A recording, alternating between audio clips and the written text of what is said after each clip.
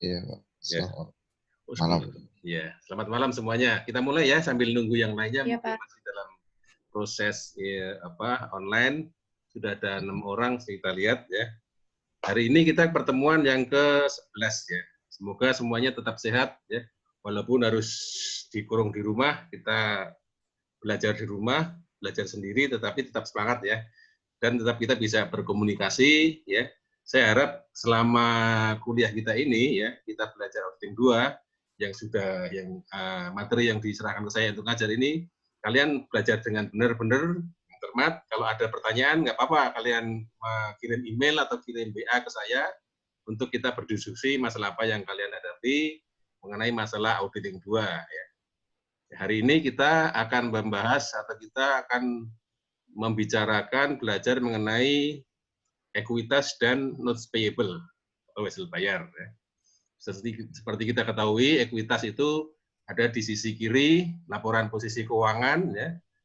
Ada modal, ada AGU atau additional paid in capital, ada return earning, ada koreksi-koreksi, ada penyesuaian atau penurunan nilai dan segala macamnya ya. Kemudian notes payable adalah hutang atau surat pengakuan hutang dari perusahaan atau perusahaan ya kepada orang lain, pihak lain, ya, pengakuan hutang dengan jaminan ya, mungkin aset, kesediaan atau aset tetap dan lainnya, dan ada beban bunganya. Hari ini kita sama-sama coba kita bahas masalah bagaimana kita mengaudit ekuitas dan mengaudit notes payable ya. Seperti kita sepakati ya, untuk ekuitas akan di lead oleh Mbak Juni ya, Juni Francisca. Kemudian nanti setelah Mbak Juni presentasi, kalau ada pertanyaan dari kalian, kita diskusikan bersama. Kemudian dilanjut dengan presentasi Mas Domenico mengenai notes payable. Yang terakhir, kemudian ditutup dengan diskusi mengenai notes payable. Itu ya kesepakatan kita hari ini. Baik, Pak. Oke, ya. Berarti yang pertama kita mulai dulu dengan Mbak Yuni dulu. Tidak apa-apa ya, Mbak Yuni dulu presentasi mengenai audit ekuitas. Monggo silakan. Saya izin share screen ya, Pak. Ya, silakan.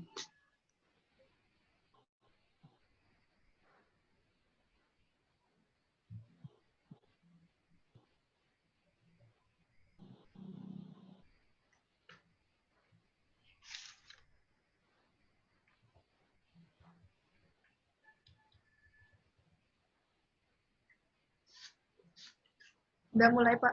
Ya, silakan. Mulai. Malam, Pak Riono dan teman-teman. Selamat malam. Kali ini saya akan membahas sedikit tentang auditing terhadap ekuitas. Jadi pertama itu ekuitas itu meliputi modal saham, lalu ada agio saham yang kita kenal itu sebagai additional paid in capital, lalu ada laba ditahan, yaitu return earning. Nah, jenis transaksi pada ekuitas ini itu bisa berupa penerbitan saham. Penerbitan saham itu seperti penjualan saham secara tunai, lalu ada pertukaran saham. Nah, pertukaran saham ini biasanya pertukaran untuk seperti aset, jasa, atau utang yang dapat dikonversi. Lalu ada namanya pembagian saham. Lalu pada pembelian kembali saham itu ada yang kita kenal sebagai treasury stock. Lalu ada penarikan saham. Lalu yang ketiga ada pembayaran dividen. Pembayaran dividen itu contohnya seperti pembayaran dividen secara tunai. Lalu ada penerbitan dividen saham.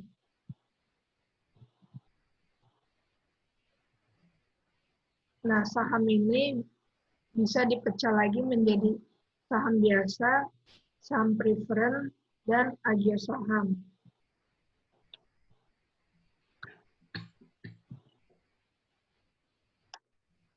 Lalu untuk saham sendiri itu biasa perusahaan itu mempunyai catatan sertifikat modal saham. Apa sih catatan sertifikat modal saham itu? Biasa catatan itu berisi catatan tentang penerbitan dan pembelian kembali modal saham selama perusahaan berjalan. Biasanya catatan transaksi modal saham itu bisa berisi nomor sertifikatnya, lalu ada jumlah saham yang diterbitkan, nama orang yang menerima saham itu, lalu ada jumlah saham, lalu ada tanggal penerbitan. Selain ada catatan sertifikat, biasanya itu ada yang namanya file induk modal saham. File induk ini itu berisi catatan saham yang beredar pada suatu waktu tertentu.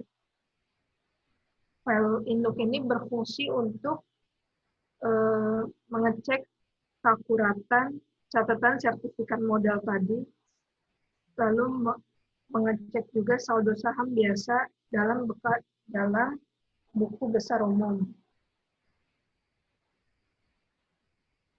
Nah, ini asersi yang biasa terjadi pada ekuitas. Itu pertama ada occurrence, itu keterjadian. Jadi mengenai keterjadian ini, auditor itu menguji apakah transaksi saham yang ada itu benar-benar terjadi. Lalu ada akurasi, itu auditor menguji transaksi saham telah dibukukan atau diposting dengan tepat pada laporan keuangan. Lalu ada completeness. Mengenai completeness ini, auditor itu menguji semua transaksi saham yang telah dicatat. Lalu ada authorization. Auditor menguji apakah transaksi saham yang ada itu semuanya sudah disetujui dengan prosedur yang tepat. Lalu yang terakhir ada valuation, yaitu auditor menguji apakah transaksi saham sudah dinilai secara memadai.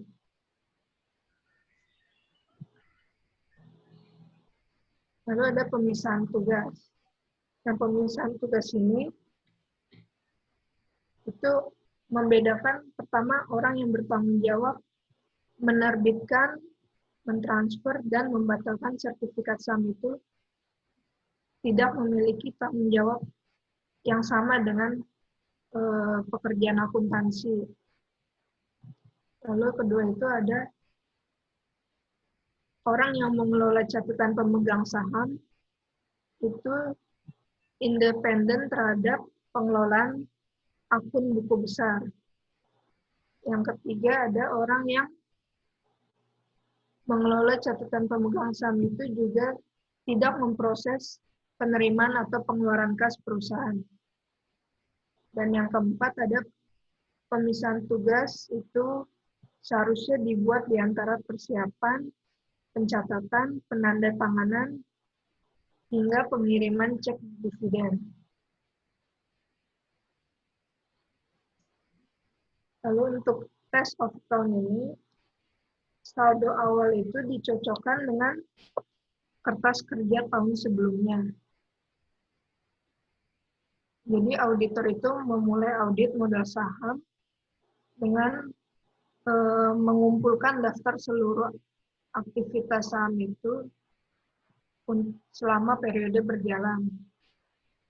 Nah, untuk mengenai saldo akhir ini, dicocokkan dengan yang ada di buku besar. Lalu ada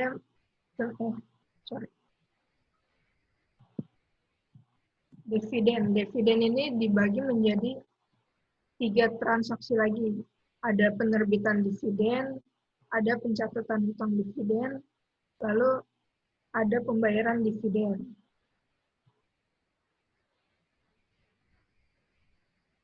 Nah, ini asersi yang biasa untuk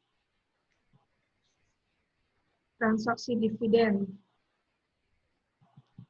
Pertama, dividen itu apakah dicatat memang benar-benar terjadi.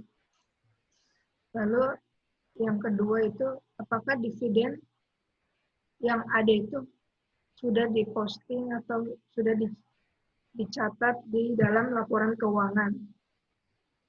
Lalu yang ketiga ada seluruh transaksi dividen apakah sudah dicatat secara akurat.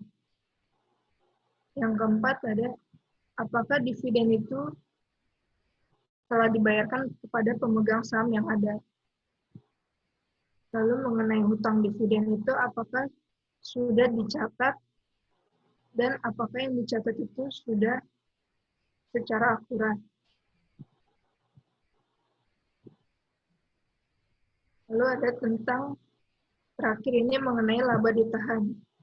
Laba ditahan itu transaksi yang biasa sering terjadi pada perusahaan itu mengenai laba bersih tahun berjalan serta pengumuman dividen.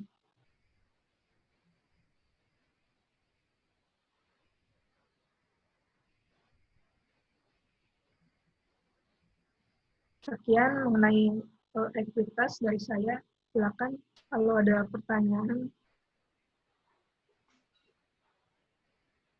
Oke, terima kasih Mbak Yuni. Yang lainnya gimana? Ada pertanyaan atau ada hal-hal yang perlu dijelaskan atau lebih atau mau menambahkan apa yang disampaikan oleh Mbak Yuni tadi? Silakan.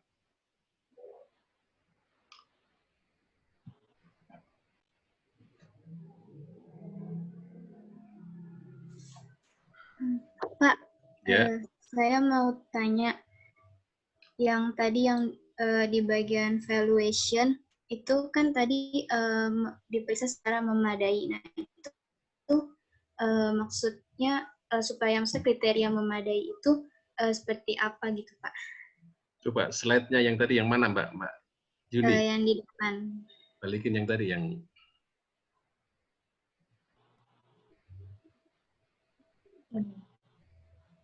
Nah, silakan. Mbak Yuni bisa nambahin nggak? Kira-kira gimana valuation? Kata pertanyaan tadi di assertive valuation, ya, kita menguji apakah transaksi saham telah dinilai secara memadai. Gimana? Bisa nggak? Nah. Kalau menurut saya itu maksudnya itu segala transaksi saham itu dicatat dengan jumlah yang sesuai dengan aturan yang tertuang dalam PABU. Dicatat. Atau gimana Pak? Ya, gimana? Ada yang lain mau nambahin? Silakan. Kita diskusi aja, nggak apa-apa. Nggak usah terlalu ini. Gimana? Ada yang lain yang mungkin mau nambahin informasi? Jadi dinyatakan bahwa dinilai sesuai dengan yang prinsip akuntansi yang berlaku umum gitu ya. Kira kita kalau kita mau menguji atau kita melihat mengaudit ekuitas atau saham, kita sumber datanya apa sih? Kita melihat apa ini? Selain kita kan melihat laporan keuangan, berarti ekuitas modal sahamnya berapa kan? Kita lihat buku besar. Kemudian kita lihat kemana? Kita bandingin kemana? Oh, pasar, Pak. Pasar. Nah, ada lagi? Ekuitas ini ya. Ekuitas kita ngomong masa saham ya, saham dulu ya. Mau nambahin nggak?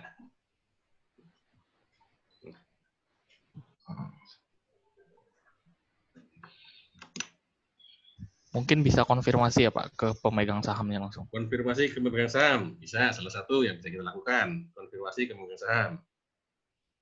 Apa lagi?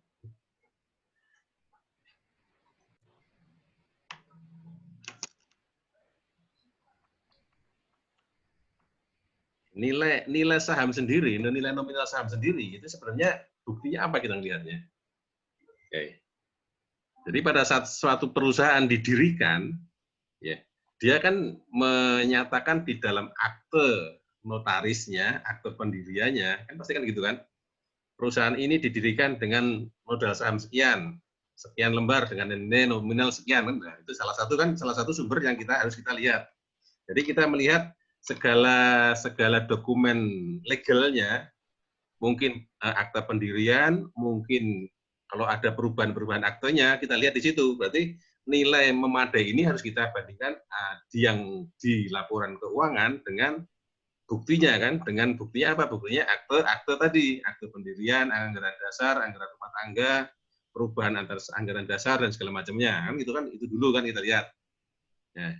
Kemudian kalau itu kalau pada saat pendirian, pada saat penjualan berarti kan kita lihat pada saat misalkan dalam tahun berjalan ada penerbitan saham lagi ya, berarti kan pada saat penerbitan saham pasti ada keputusan pemegang saham yang ada untuk berapa jumlah yang akan ditambahkan kan akan dinaikkan kan gitu kan saham naik atau turun pasti harus ada persetujuan dari RUPS, rapat umum pemegang saham. Berarti kalau kita menaudit tahun 2019, kita harus dapatkan semua akte notaris mengenai keputusan rapat umum pemegang saham yang terkait dengan perubahan di dalam saham. Jadi itu nilainya dilihat dari situ. Atau ada tambahan atau ada yang mungkin masih bingung gimana?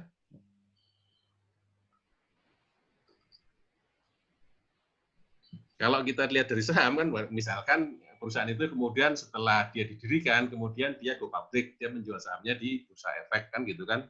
Ya berarti kan pada saat itu pasti ada keputusan atau ada transaksi atau ada kesepakatan saham dengan nilai sekian itu akan dijual ke pasar dengan harga berapa. Nah di situ lihat nominalnya berapa, dilepas ke pasar harga berapa, ke pasar perdana ya, di pasar perdana berapa kan itu kelihatan nominalnya berapa. Kalau dia di atas berarti ada saham, ada additional paid in capital-nya kan gitu. Itu harus kita uji ke laporan apakah angka itu yang muncul di laporan keuangan. Bisa ditangkap nggak? Bisa, Pak. Ya kan gitu kan. Nah, itu sumber dasarnya adalah akte notaris itu tadi. Akte notaris dari kalau saldo awal pasti kita lihat kita ke belakang dia pertama kali didirikan, sahamnya didirikan dengan jumlah berapa totalnya, terbagi menjadi berapa lembar saham, berarti nilai nominalnya berapa. Kemudian para pemegang saham menyetorkan dengan nilai apa, nilai nominal atau ada lebih. Kalau ada lebih berarti ada additional paid in capital pada pendirian kan gitu kan. Nah, kemudian berjalan mungkin ada penambahan saham lagi, berarti harus ada dokumen yang mengotorisasi penambahan saham tadi. Ya. Kenaikan saham. Nah, kenaikan saham itu pasti harus ada otorisasi atau ada persetujuan dari rapat umum pemegang saham. Pemegang saham yang lainnya, semua pemegang saham bersepakat bahwa sahamnya akan dinaikkan dengan jumlah sekian atau berapa sebenarnya, berapa lembar, dan itu baru kelihatan nanti kita uji di situ. Berarti angka di dalam laporan keuangan sudah ada dokumen yang kita lihat. Itu bisa ditangkap ya? Bisa. Ya. Ya. Ada lagi yang mau? Ada lagi yang mau ditanyakan? Pak, berarti agio saham itu keuntungan dari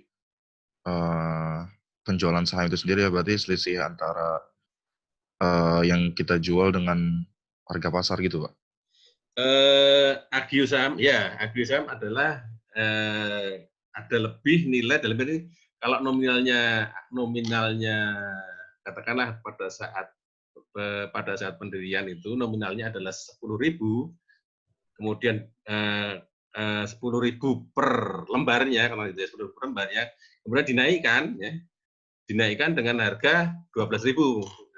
Saya beli berarti di perusahaan ada bukan keuntungannya, ada kelebihan atau tambahan modal di store. Ya, jadi modalnya ekuitasnya bukan 10.000 tapi 12.000. Gitu di ekuitasnya. Tapi bukan keuntungan ya, ini adalah kelebihan atau penambahan modal aja sebenarnya. Oke, baik, Pak. Baik, terima kasih, Pak. Ya. Ada lagi? Apa tadi ya? Sebenarnya kalau kita meriksa ekuitas ya, kalau dari sisi sahamnya sih gampang-gampang saja kan kita cari dokumen resminya, akte notaris atau akte mengenai rapat umum pemegang saham. Nah, itu kita lihat di situ. Apakah sesuai dengan yang dilaporkan di laporan keuangan.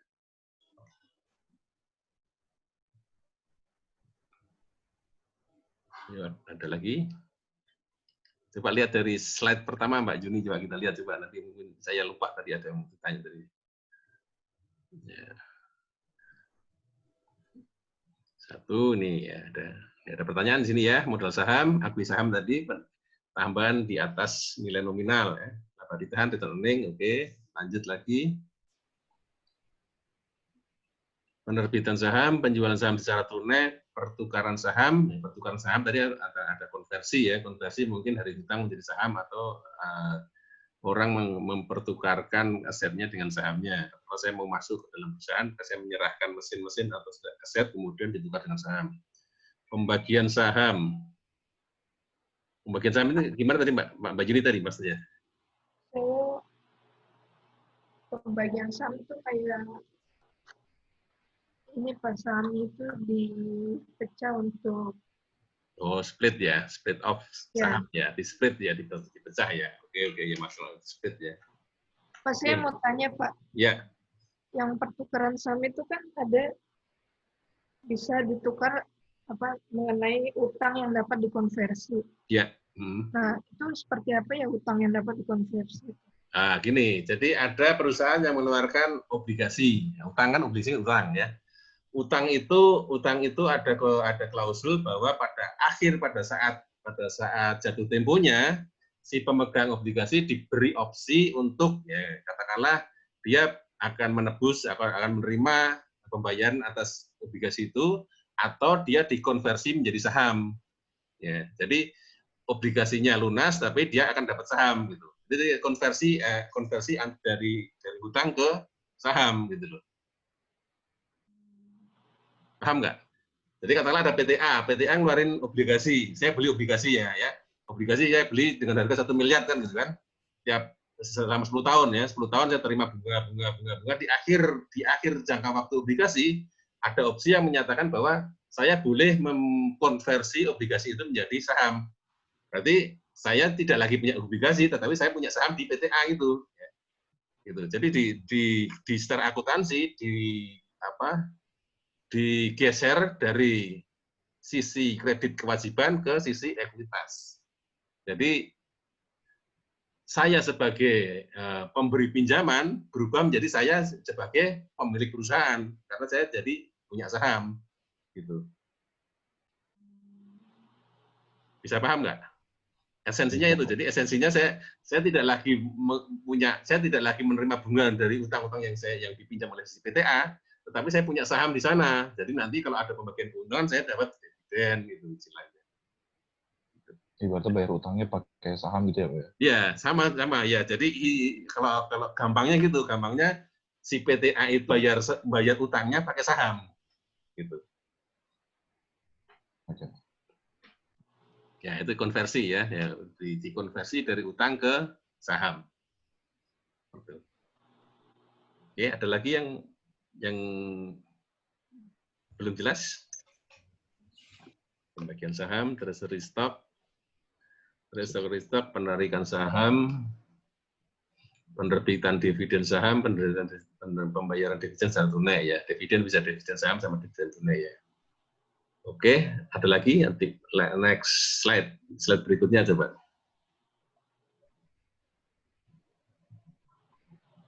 Saya berikutnya udah tadi, lanjutnya lagi biasa preference kan biasa ya, tahu ya preference ya. Ini asersinya, apakah benar terjadi, apakah telah dibuat tempat tepat. Ya. Oke. Lanjut lagi. Ini sebenarnya udah lama ya soal saham-saham gini ya. Bertanggung jawab penerbitan ini bertanggung jawab mengelola catatan pemegang. Bertanggung jawab mengelola catatan pemegang saham terinci seharusnya independen dari pengelolaan atau kendali besar. Nah, sekarang di zaman sekarang ini kalau yang perusahaan yang sudah go public kan sahamnya sudah berjuta-juta yang beredar di pasaran. Berarti kalau satu orang pegang satu aja orangnya sudah berjuta-juta. Siapa yang mengelola pemegang saham ini? Nama-namanya. Tahu nggak? Ada yang tahu nggak? Misalnya PT Telkom, di Telkom kan sudah go public ya, sahamnya sudah berjuta-juta yang diperdagangkan di bursa efek kan itu. Siapa yang punya berapa lembar itu kan? Itu kan harus ada juga, harus ketahuan juga. Itu pengelolanya siapa itu? Jadi kalau di bursa efek yang di perusahaan emiten, yang perusahaan yang menerbitkan sahamnya di bursa, itu biasanya catatan pemegang sahamnya bukan di perusahaan itu, dia ada satu perusahaan lagi yang memang ditugasi untuk mencatat transaksi apa istilahnya pergerakan siapa atau berapa yang dimiliki oleh seseorang. Jadi yang di bursa efek itu sudah secara online siapa yang jual beli saham itu, siapa namanya, berapa jumlahnya. Jadi pada saat nanti per tanggal katakanlah tahun 2020 PT Telkom akan membayar dividen, nah itu dibayarkan atau penerbitan dividennya tanggal berapa, kan harus tahu per tanggal tersebut siapa yang memegang saham, berapa jumlahnya, berapa hak dividennya kan itu. Jadi itu bukan di perusahaan yang pegang, tapi ada perusahaan khusus yang memang dia tugasnya atau dia operasinya untuk mencatat atau mengelola catatan pemegang saham dari perusahaan-perusahaan emiten. Ini oke ya. Oke, lanjut. Test of account. Saldo awal dicocokkan dengan kertas kerja tahun sebelumnya. Saldo akhir dicocokkan dengan buku besar. Ya, ini baru ya. Ini baru dari laporan ke buku ya. Ke dokumennya harus kita lihat juga. Saldo ini apakah sesuai dengan yang tertuang di dalam rapat umum atau di dalam akte perusahaan yang terakhir, akte notaris perusahaan yang terakhir. Itu. Oke, lanjut. Penerbitan, pencatatan utang, pembayaran dividen. Oke, ada masalah ya. Lanjut.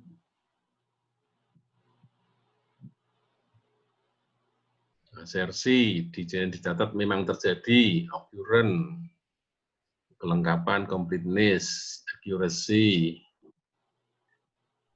dividen yang dicatat, yang dibayar, ya occurrence juga pembayarannya telah dicatat, completeness juga utang. Ya, lanjut lagi. Laba ditahan ya, ini sudah terkait tadi ya. Lanjut lagi.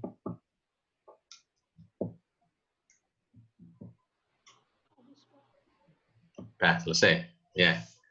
Terakhir.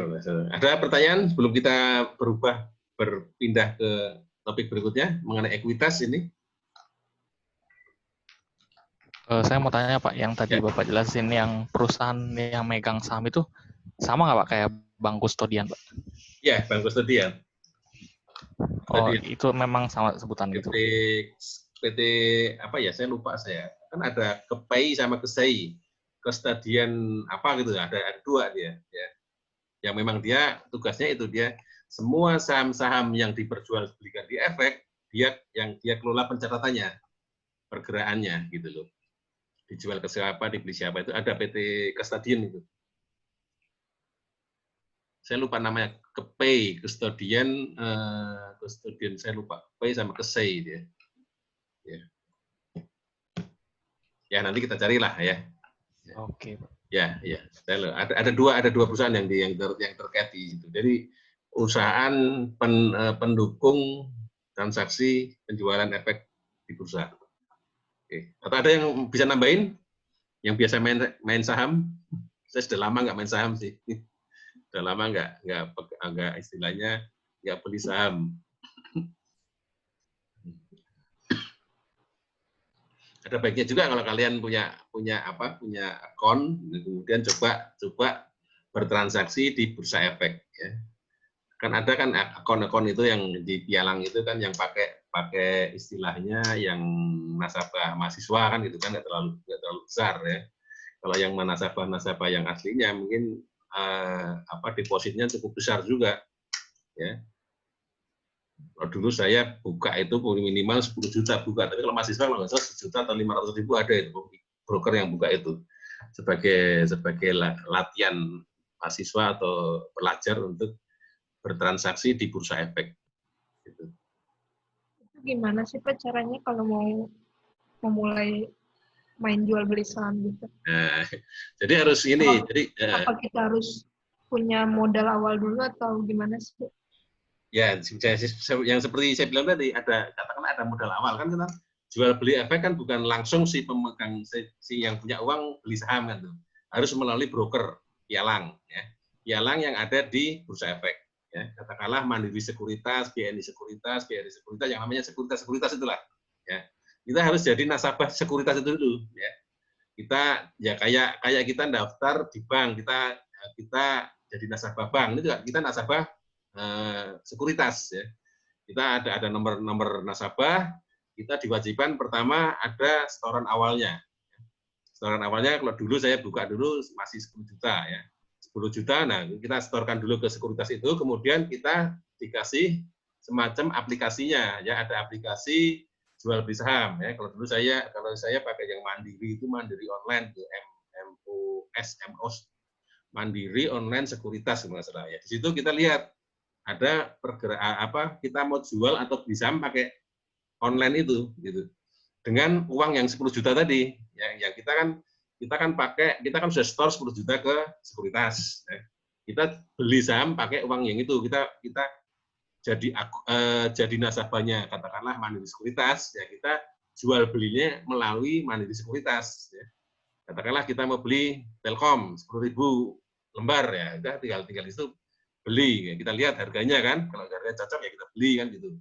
Nanti semacam ada istilahnya di aplikasinya, kita tinggal nunggu aja. Kalau itu memang cocok dengan ada yang jual, berarti match, berarti kita bisa beli, uang kita di sekuritas terpotong, kita punya saham terdaftar di custodian tadi.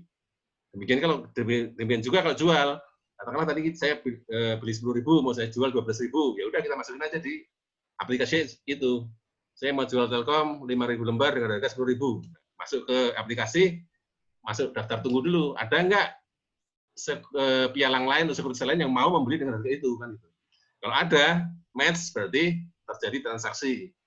Saya berhasil menjual, saham saya berpindah, uang masuk ke rekening saya di sekuritas. Itu aja sebenarnya. Kayak di pasar aja. Gitu. Lalu uang yang ada di rekening sekuritas kita itu bisa jadi uang tunai juga, Pak? Bisa, kalau katakanlah sudah ada capek, saya nggak mau jual beli lagi, ya udah saya minta tarik lagi, tolong sekuritas transfer uang saya ke rekening bank saya, balik lagi, nggak masalah. Ya pasti ada ongkosnya lah ya, ada biayanya, ada istilahnya biaya jual, biaya beli, biaya transfernya, ya seperti biasa lah di perbankan itu. Itu uang kita benar-benar uang kita gitu lah. Cuma uang kita taruh di pialang, karena yang jual beli di bursa adalah sekuritas itu tadi. Kita jual beli saham melalui sekuritas. Ya. Kita terima saham dari sekuritas, kita terima uang dari sekuritas juga. Gitu. Bisa ya, ada gambaran ya? Ada gambaran nggak kira-kira? Ada.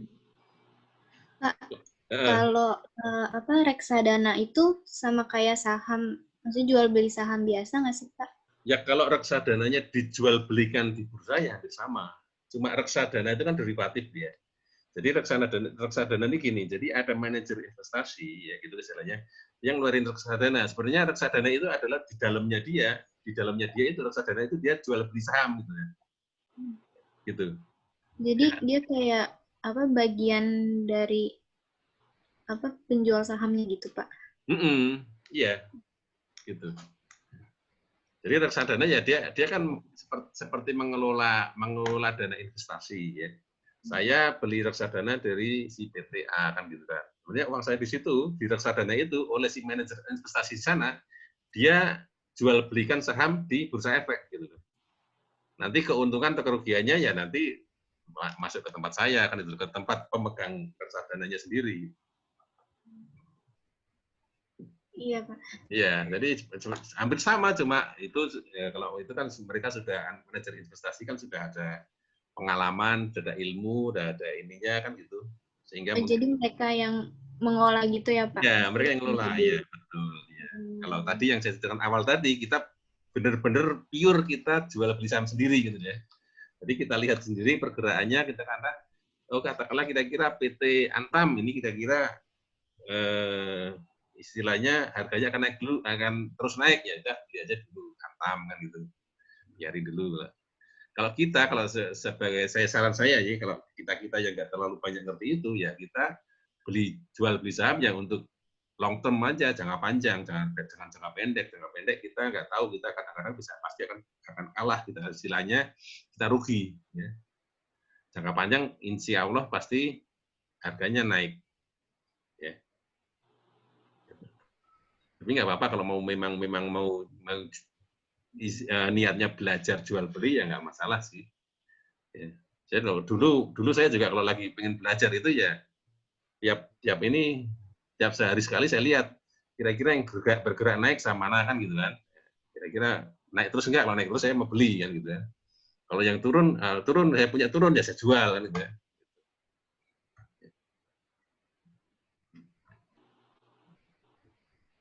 Gampang kok kalau mau belajar jual beli saham. Saya kira di PPM ada nggak ya? Ada kan kalau nggak salah simulasinya nggak ada ya? Ada, Pak. Ada ya, nah ya makanya di situ. Nah, tapi yang pertama kan itu yang perlu dilakukan adalah kalian daftar dulu, kalian apa istilahnya ya, kayak jadi nasabah dulu ya. Jadi nasabah salah satu sekuritas. Ya. Ada kok daftar perusahaan sekuritas yang terdaftar di BEI, Bursa Efek Indonesia. Kalian pilih aja itu, kalian lihat websitenya, ya, kemudian persyaratannya. Ya.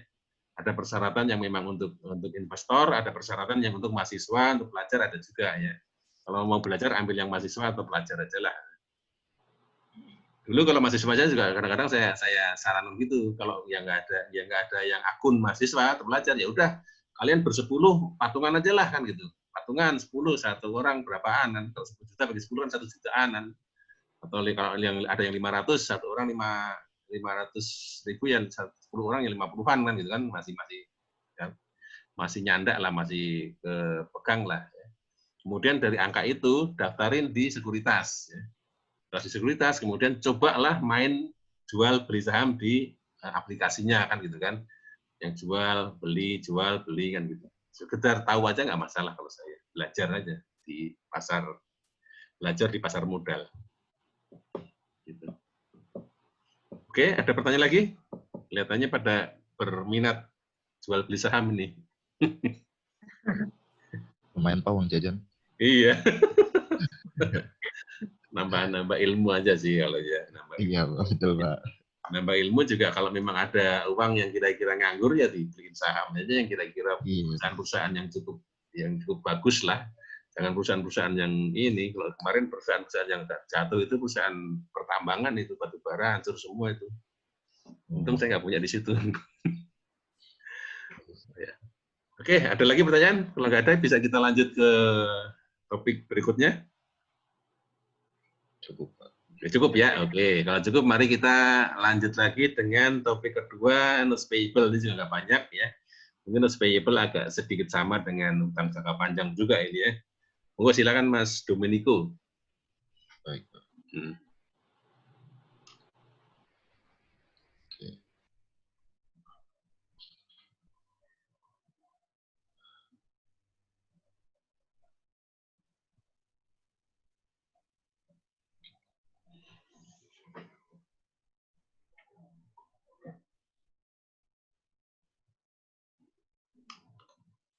Sudah terlihat Pak? Sudah, ya silakan. Baik. Selamat malam Pak Haryono dan teman-teman sekalian. Di sini saya ingin membahas mengenai notes payable atau wesel bayar. Di sini saya tidak banyak membahasnya. Untuk yang pertama, kita mulai dari pengertian notes payable itu sendiri. Apa sih notes payable itu? Notes payable itu suatu kewajiban hukum kepada kreditor atau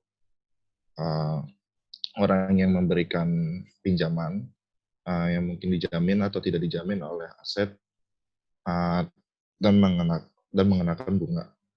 Kemudian tujuan diterbitkannya notes payable ini untuk jaminan atas properti yang mencakup aset seperti sekuritas, piutang usaha, persediaan, dan aset tetap. Di mana notes payable ini seperti uang jaminan untuk membeli contohnya kayak aset tetap seperti itu. Kalau kita tidak bisa membayar secara cash, kita bisa menggunakan notes payable untuk membeli aset tetap atau yang lainnya. Kemudian untuk setiap bunga dan pembayaran pokok juga harus dilakukan sesuai ketentuan dan syarat yang telah ditetapkan dari kedua pihak yang bersangkutan. Kemudian sedangkan untuk pinjaman jangka panjang dan jangka pendek itu juga biasanya berpengaruhnya dengan waktu jatuh tempo seperti itu. Nah, di sini kalau teman-teman lihat di buku juga ada di bukunya Arens di bab 22 di halaman 314. Di sini ada the account untuk akun-akun yang berkaitan dengan notes payable itu sendiri. Yang pertama itu ada wesel bayar. Di sisi debitnya itu ada pembayaran pokok, dan di sisi kreditnya ada saldo awal, kemudian penerbitan wesel baru, dan ada saldo akhir. Nantinya dari pembayaran pokok itu masuk ke cash, karena cash itu kan juga mengeluarkan uang untuk weselnya untuk pembayaran pokoknya, makanya di sisi kredit. Kemudian untuk di sisi debitnya ada penerbitan wesel baru, dan juga ada pembayaran bunga di sisi kreditnya di kas. Kemudian untuk pembayaran bunganya di utang bunga, pembayaran itu masuk ke debit, dan di saldo kreditnya ada saldo awal, beban bunga, saldo akhir. Kemudian untuk di beban bunga itu sendiri nanti masuk ke beban bunga di debit. Untuk tujuan audit atas notes payable ini ada 4. Yang pertama, pengendalian internal terhadap notes payable sudah memadai. Kemudian transaksi pembayaran pokok dan bunga yang melibatkan notes payable secara layak serta dicatat sesuai dengan 6 tujuan audit yang berkaitan dengan transaksi. Kemudian yang ketiga, kewajiban untuk notes payable dan beban bunga terkait serta kewajiban akrual telah dinyatakan secara layak seperti yang didefinisikan oleh 7 dari 8 tujuan audit yang berkaitan dengan saldo. Kemudian yang keempat, pengungkapan yang berkaitan dengan notes payable dan beban bunga terkait memenuhi 4 tujuan audit penyajian dan pengungkapan. Kemudian di sini ada pengendalian internal atas notes payable. Yang pertama itu ada otorisasi yang tepat atas penerbitan wesel atau notes baru, di mana dalam pengendalian internal ini nanti seorang auditor akan melihat apakah otorisasi yang telah dilakukan di suatu perusahaan ini sudah bekerja dengan baik, apakah orang yang menandatangani perjanjian itu sesuai dengan ketentuan dari perusahaan. Kalau misalnya tidak sesuai dengan perusahaan, kemungkinan ada indikasi fraud atau kecurangan nantinya di kedepannya, seperti itu. Kemudian yang kedua ada pengendalian yang memadai terhadap pembayaran bunga pokok dan pembayaran kembali pokok dan bunga. Nanti juga auditor melihat apakah pembayaran dan bunga ini sudah dilakukan secara tepat waktu, tidak lebih dari jatuh tempo, karena jika misalnya auditor menemukan adanya kesalahan pencatatan juga, misalnya lebih dari jatuh tempo tetapi ditulisnya sebelum jatuh tempo itu kan juga merupakan sebuah kesalahan dalam perusahaan. Kemudian yang ketiga itu ada dokumen dan catatan yang memadai. Dari auditor juga harus melihat dokumen-dokumen yang berkaitan dengan notes payable itu sendiri, di mana bisa kita lihat siapa yang meminjamkan dengan nominal berapa notes payable itu dibuat. Kemudian juga ada verifikasi independen periodik, di mana auditor juga melihat dan memverifikasi tanggal atau periode yang dilakukan atas notes payable ini. Kemudian ada prosedur analitis untuk wesel bayar. Prosedur analitis yang pertama itu menghitung ulang beban bunga atas dasar suku bunga rata-rata dan wesel bayar bulanan secara keseluruhan. Kemungkinan salah sajinya itu salah saji beban bunga dan bunga akrual atau penghapusan wesel bayar yang beredar. Yang kedua itu membangun setiap wesel, membandingkan setiap wesel yang beredar dengan tahun sebelumnya, di mana kemungkinan salah sajinya itu penghapusan atau salah saji wesel bayar. Yang ketiga membandingkan total saldo wesel bayar, beban bunga dan beban akrual dengan saldo tahun sebelumnya. Kemudian kemungkinan salah sajinya itu salah saji beban bunga dan bunga akrual atau wesel bayar. Kemudian ada asersi yang berkaitan dengan notes payable. Yang pertama ada detail in atau kecocokan rincian, di mana wesel bayar dalam schedule wesel bayar itu atau notes payable sesuai dengan berkas induk atau register wesel bayar klien, dan jumlahnya telah ditambahkan secara benar dan cocok dengan buku besar. Kemudian ada existence atau keberadaan, di mana notes payable terdapat di dalam schedule yang telah dibuat. Kemudian ada completeness, di mana seluruh notes payable itu sudah dicatat dengan benar dan sesuai dengan apa yang terjadi. Kemudian ada akurasi, di mana notes payable termasuk bunga telah dicatat secara akurat dan tidak ada kesalahan. Kemudian ada klasifikasi, di mana notes payable telah diklasifikasikan secara tepat.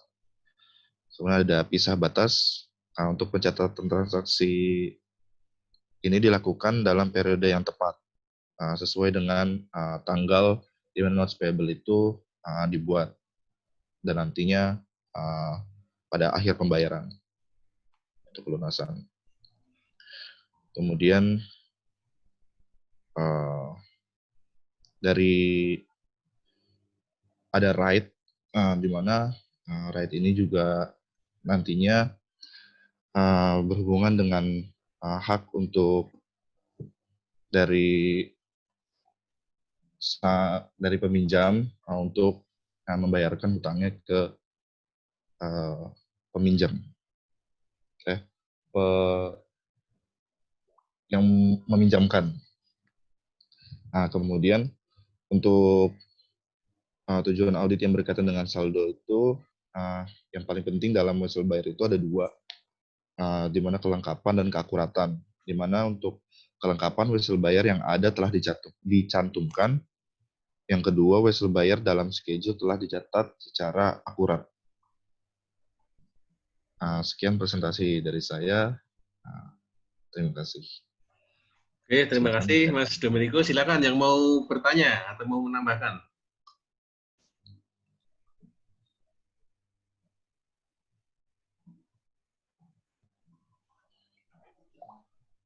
Ada pertanyaan? Ada tambahan? Ada koreksi? Nggak banyak sih kalau notes payable ya, pengakuan utang ini. Ya, itu panjang-panjang. Yuk, pertanyaan.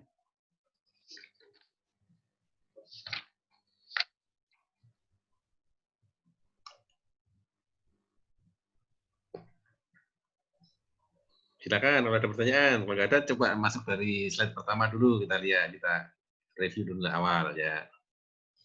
Ada nggak? Mungkin ada muncul pertama dari sini. Ada nggak pertanyaan?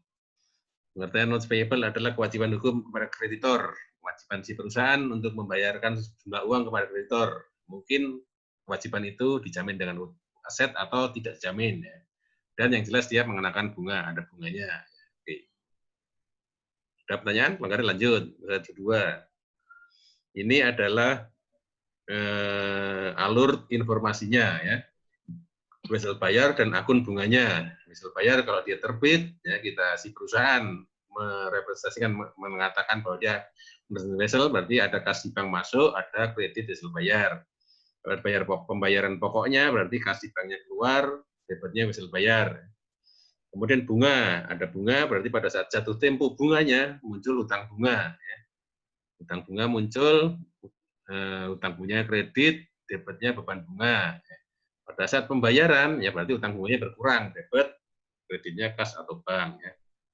Nah, lanjut, boleh nggak ada masalah kan di sini? Nggak ada pertanyaan kan? Aman, Pak. Aman, lanjut. Ya. Tujuan audit atas notes payable, pengendalian intern terhadap notes payable sudah memadai. Ya. Pengendalian intern berarti harus ada ininya, terbitannya, pembayarannya, bunganya. Transaksi kemudian kewajiban pengungkapan yang terkait sudah memenuhi. Oke, ya lanjut, tujuan sesuai dengan asersi lah ya.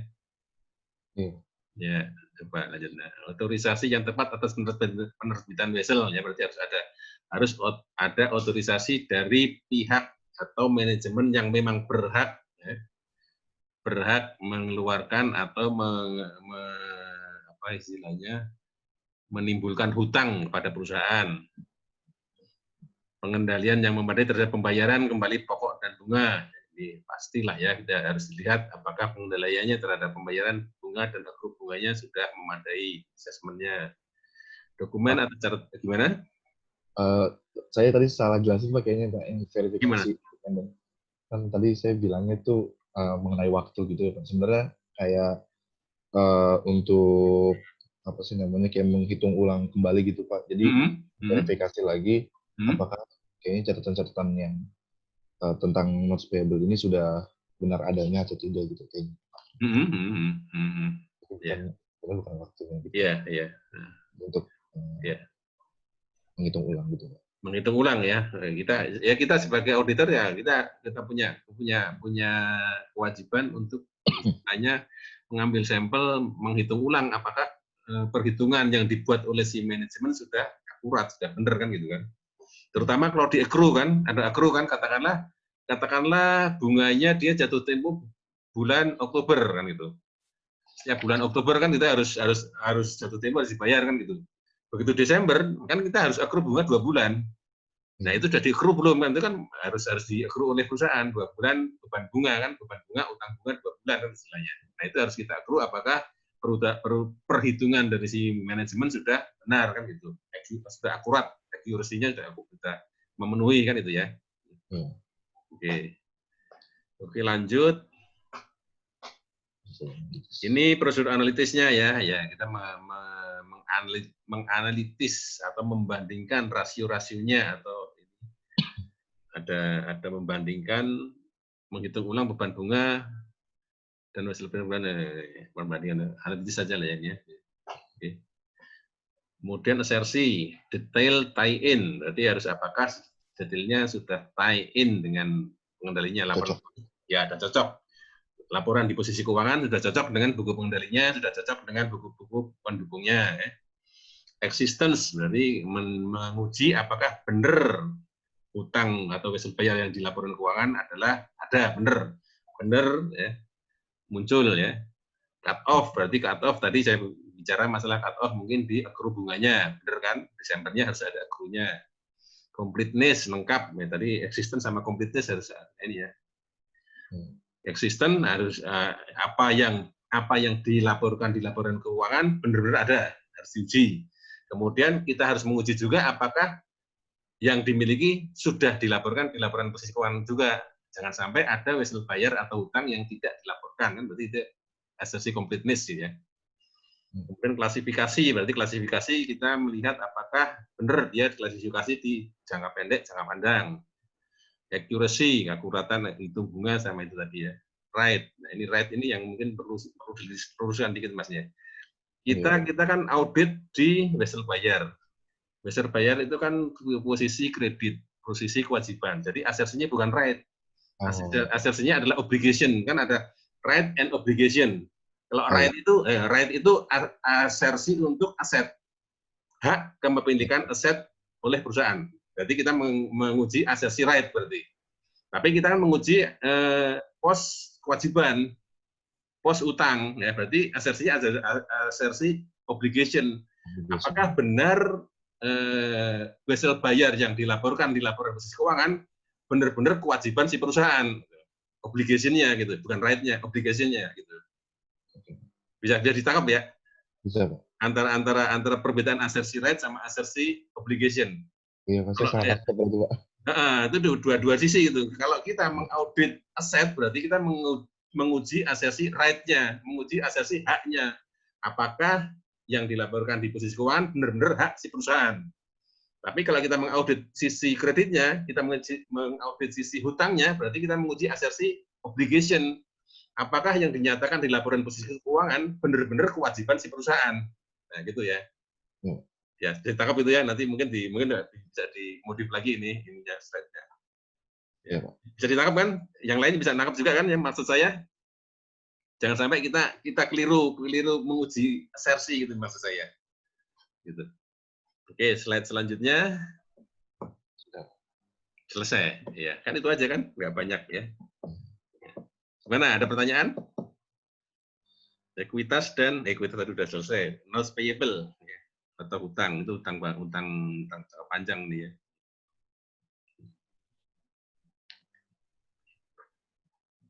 Ya, tadi mungkin saya tambahkan juga di pengungkapan ya, kalau kita mau ngomong masalah hutang di obligation di laporan posisi keuangan, di pengungkapan kita harus hati-hati di klasifikasinya. Ya.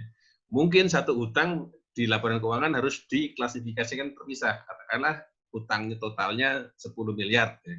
Tetapi yang 2 miliar jatuh tempo tahun depan, berarti yang 2 miliar harus kita masukkan ke hutang jangka pendek, yang 8 miliar kita masukkan ke hutang jangka panjang, kan gitu kan. Yang 2 masuk ke atas, yang 8 masuk ke bawah, kan gitu ya. Di laporan posisi keuangannya harus seperti itu, nggak bisa 10-nya masuk di bawah semua, nggak bisa. Jadi harus ada split, yang 2 masuk ke atas, yang 8 masuk ke bawah. Nanti di catatan atas laporan keuangannya harus ada pengungkapan bahwa ada utang wajib bayar katakanlah 10 miliar, tetapi 2 miliar sudah jatuh tempo pada tahun mendatang, yang 8 miliar jatuh tempo tahun-tahun berikutnya gitu. Jangka panjang masih tahun kedua, tahun ketiga gitu. Bisa ditangkap ya? Iya, monggo silakan. Saya mau nanya, kalau misalnya nih kayak manajemen itu atau perusahaan tuh kayak nutupin utangnya, terus cara auditor tahu sebenarnya itu gimana Pak? Kayak untuk memeriksa-meriksanya gitu.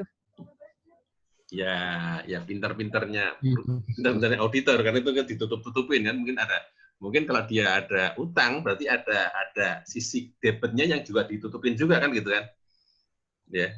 Ada sisi debitnya, mungkin ada beban biaya, ada aset yang dibeli ya. Itu harus kelihatan juga nanti, harus dicermati juga. Gitu.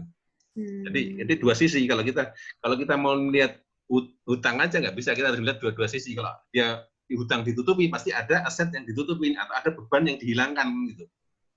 Nah, itu kecermatan kita mengkaitkan antara akun di debit sama akun di kredit. Ya. Atau bisa juga kalau utang-utang yang legal itu kan pasti kan ada aktenya, ada akte notaris dan segala macamnya, berarti kita harus ada konfirmasi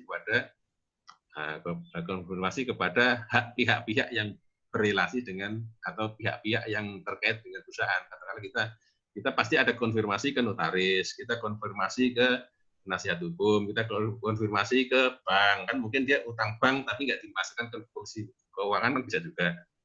Ya, itu harus prosedur audit yang harus dilakukan.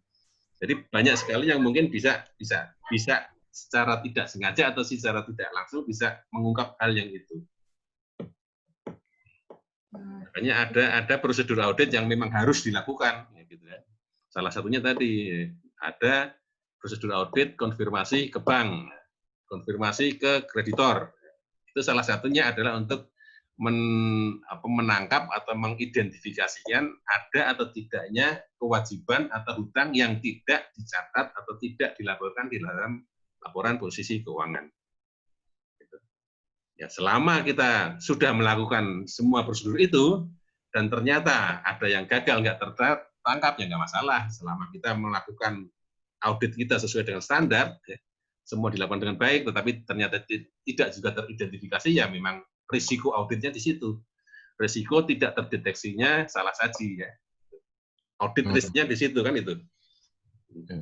Kita nggak bisa nangkap semuanya. Pasti ada audit risknya, ada risiko audit yang harus kita tanggung, gitu ya.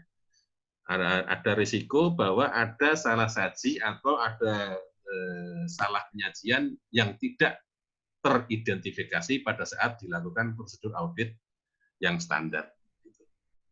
Pak, ya. Kalau misalnya kalau nggak terdeteksi itu termasuknya kayak apa ya? Kayak salah saji yang kurang material gitu nggak sih Pak? Kalau yang nggak terdeteksi? Ya. Kan biasanya kalau yang material kan berarti janggal banget kan ya Pak? Berarti kayak kelihatan gitu ada permasalahan. Kayak gitu nggak sih Pak? Ya pasti ada salah, kan salah saji ada yang material, ada yang tidak material kan itu. Ya, yang tidak material pasti ada yang teridentifikasi, ada yang tidak teridentifikasi. Kenapa? Karena kita memakai metode sampling. Kita pakai sampel, tidak semua populasi transaksi kita periksa. Kita ambil sampel aja. Kalau dari sampel itu ada temuan-temuan yang tidak material, tidak signifikan, berarti itu memang temuan, tetapi tidak mempengaruhi opini kita kan, tidak mempengaruhi laporan keuangan. Tetap kita sampaikan kepada manajemen. Kalau dia manajemen mau mengoreksi, monggo, tapi nggak mengoreksi nggak masalah karena nggak material, tidak mengurangi opini kita.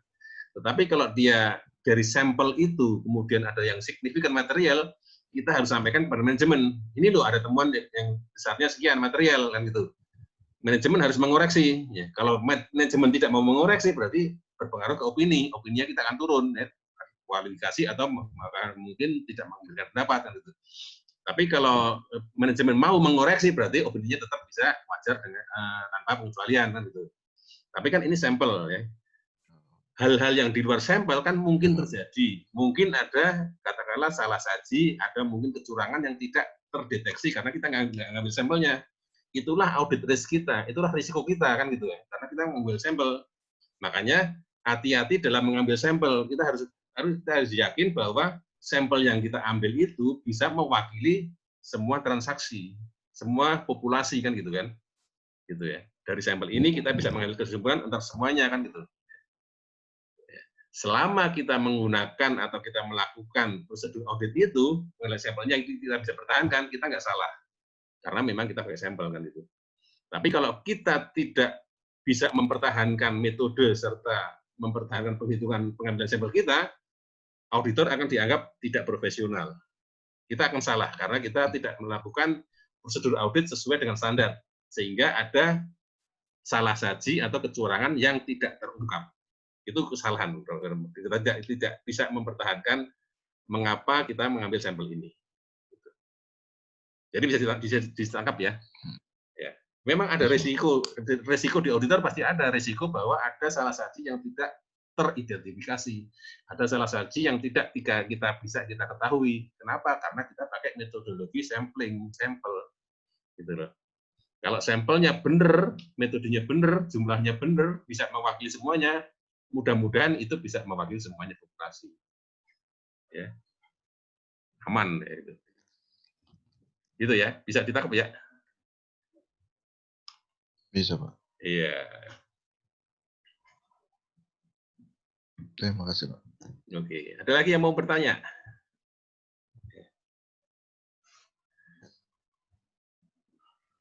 Cukup, Ya. Pak. Oh iya, oke. Audit kan itu aja, audit eksternal khususnya, produknya cuma selembar 2 lembar aja, opini aja, tetapi belakangnya proses untuk mendapatkan 1 lembar 2 lembar itu cukup banyak dan cukup detail. Ya. Kalau prosesnya kita tidak lakukan dengan benar, yang 1 lembar ini akan salah. Tidak. Yang harusnya wajar dengan pengecualian ternyata yang harusnya wajar dengan pengecualian ternyata kita pakai wajar tanpa pengecualian karena prosesnya salah. Karena standarnya tidak kita ikutin, karena sampelnya tidak kita ambil dengan benar. Itu gitu. Jadi prosesnya harus diikutin, didokumentasikan dengan benar, dikertas kerjakan dengan benar, ya, sehingga nanti hasil akhirnya selembar opini dari akuntan publik itu bisa dipertanggungjawabkan. Gitu. Oke, bisa ditangkap ya apa yang saya sampaikan ini tadi? Bisa, Pak. Oke. Ada lagi pertanyaan? Kalau nggak ada, mungkin bisa kita tutup. Ya. Sudah cukup malam. Jam 8.45 ya. Iya. Ya, jam 8.45 sudah 1 jam ya. Oke, kita hari ini sudah belajar 2 ekuitas. Ada lagi? Nggak ada? Ya. Oke, hari ini kita sudah belajar 2 topik, ekuitas dan notes payable. Ya, kita baru masalah ini aja, masalah teorinya aja. Nanti mudah-mudahan kita bisa berlatih bagaimana kita menyusun audit program untuk melakukan audit atas pos-pos tertentu kan gitu ya. Itu yang bisa kita lakukan. Oke, saya kira gitu aja pertemuan kita hari ini. Kalau memang tidak ada pertanyaan, ya, kita jumpa lagi minggu depan dengan topik yang lain. Kalau memang masih ada pertanyaan yang muncul setelah kita pertemuan hari ini, silahkan diposting di LMS atau mungkin langsung kepada email saya atau kepada WA saya. Ya, insya Allah kita bisa saling komunikasi untuk saling mengisi, saling berbagi pengetahuan dan ilmu. Oke, gitu aja ya. Saya kira cukup sekian. Selamat istirahat, ya. Selamat belajar lagi yang lainnya. Assalamualaikum warahmatullahi wabarakatuh. Selamat malam. Selamat istirahat. Waalaikumsalam warahmatullahi wabarakatuh. Waalaikumsalam. Terima kasih, Pak. Sama-sama ya. Selamat istirahat. Malam, Pak. Selamat malam.